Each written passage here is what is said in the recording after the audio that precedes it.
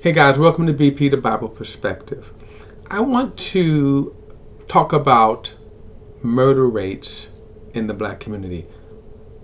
Why do black communities have the highest murder rates? And believe it or not, there's a very good answer to that. Before we unpack this, don't forget to like and share this video and subscribe to BP, the Bible Perspective. And as always, if you have a thought or comment, add it to the comment section below. All comments are welcome. Now, the reason why I want to unpack this is because one of the arguments or the perspectives of I want to say white evangelicals, white conservatives, is that really the black community, they don't have racism. Racism is a thing of the past. So the existing problems in the black community really are their own problems. Now, the murder rate is one of those problems. And you could probably turn on the news in any major city. I'm going to emphasize major city because not every city has that. But major cities, you're going to see shootings, drive-bys, right? Black on black crime. Why is that? And why does it certainly seem like the murder rate is higher in the black community than any other community? Another thing that people say is that black people disproportionately commit more crime than any other community. Now, here's the problem with that statement. You can cite stats, and you can say, well, the stats are the stats. And for the most part, the stats, yes, are true. But what you're not considering is other factors. Now, I'm speaking to Christians now. The first thing is that, yes, there is an inordinate amount of gun violence in the black community. However, there's a media problem because they focus mostly on the black community. Now, there's another aspect that you need to consider. That the reason why there is a high murder rate in the black community is because it is allowed. That's right. When you look at, I'm going to take Chicago because Chicago has one of the highest murder rates. First and foremost, those shootings happen in very specific neighborhoods. You can say South Side and the West Side of Chicago. But not all the South Side, not all the West Side. Mostly crime, drug-infested, gang-infested areas. And again, yes, there's an inordinate amount of gun violence. But as I said, because it is allowed. You know, for example, where gun violence doesn't happen in Chicago, on the Northwest Side, mostly white. They don't even really happen downtown Chicago. Let me tell you why. Every now and then, you get a knucklehead that will come down and something will happen. Grab, what they call it, smash and grab, carjackings, even an occasional shootings. That's right, an occasional shootings. They just don't happen downtown Chicago. And that's because the police will readily and quickly solve those issues. In other words, if you had a rash of drive-by shootings in the downtown Chicago area, the police will solve those things immediately. When I say immediately, I'm talking about like within a week. And not only would the police solve it, but they're going to do it with a message. Now, oftentimes that doesn't make the news. Let me give you an example. Many years ago, and two cases in the news, national news. One was Susan Smith. Now, Susan Smith drowned her boys in the lake.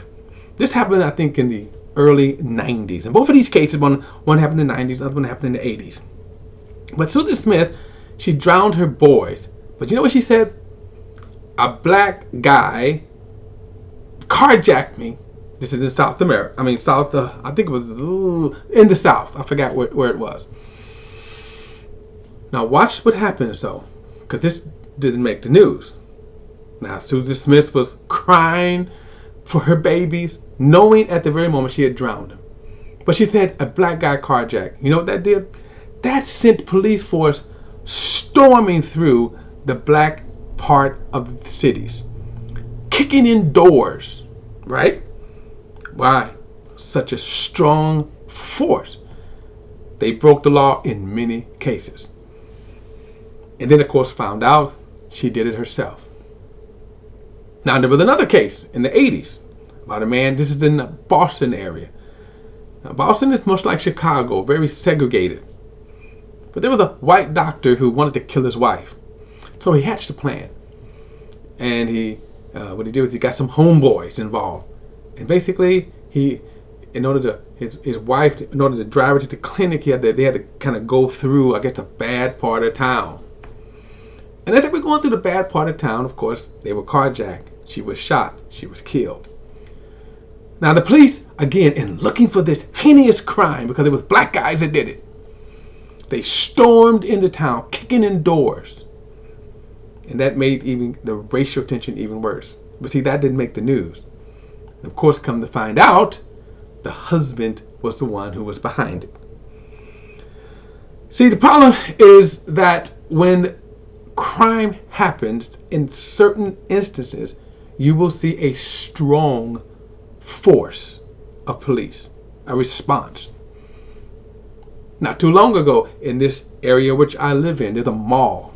It's in an upper middle class area. What was interesting about this story is that this mall had a black on black crime. So it wasn't even a white, even though it was in an upper middle class white suburb. But people frequent the mall, as you can probably surmise. But then there was two high school boys who had beef with each other, and one shot them. He fled the scene, murdered the other boy. Now again, you don't see this in the news, but in 3 days this boy turned himself in. But what you don't see is that the police force in this upper middle class town, they made phone calls. And they kind of knew who they were looking for. And it was like, we'll kick doors in. We're going to come and hunt your mama, your auntie, or whatever. See, one of the problems is that, again, a strong force, a strong police response.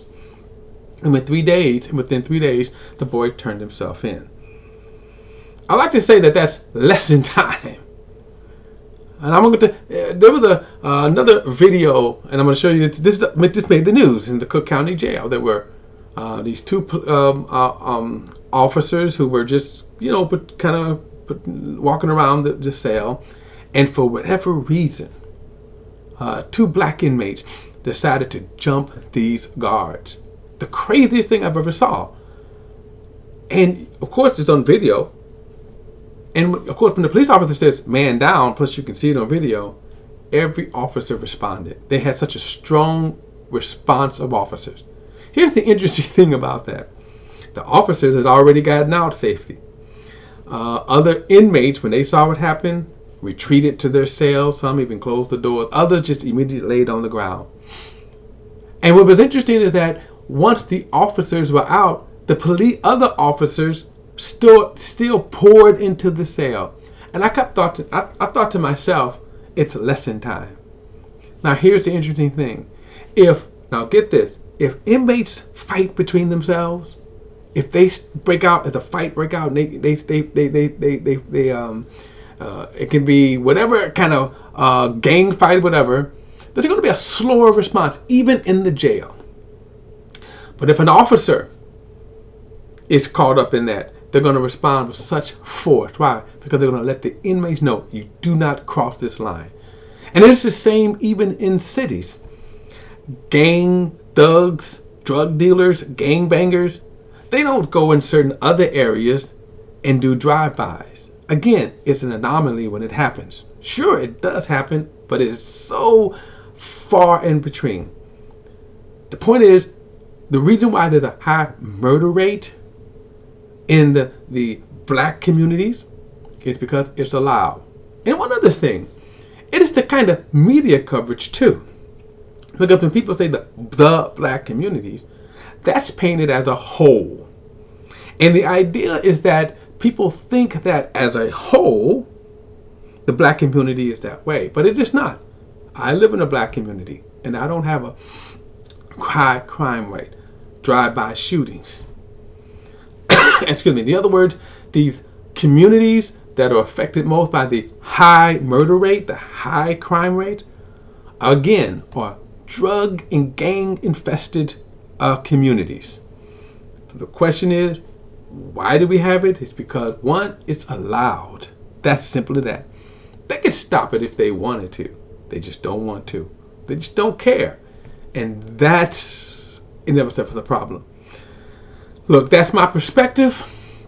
Don't forget to like and share this video and subscribe to BP The Bible Perspective. And don't forget, if you want to add a thought or comment, please add it to the comment section below. All comments are welcome. To next time, I'll see you then.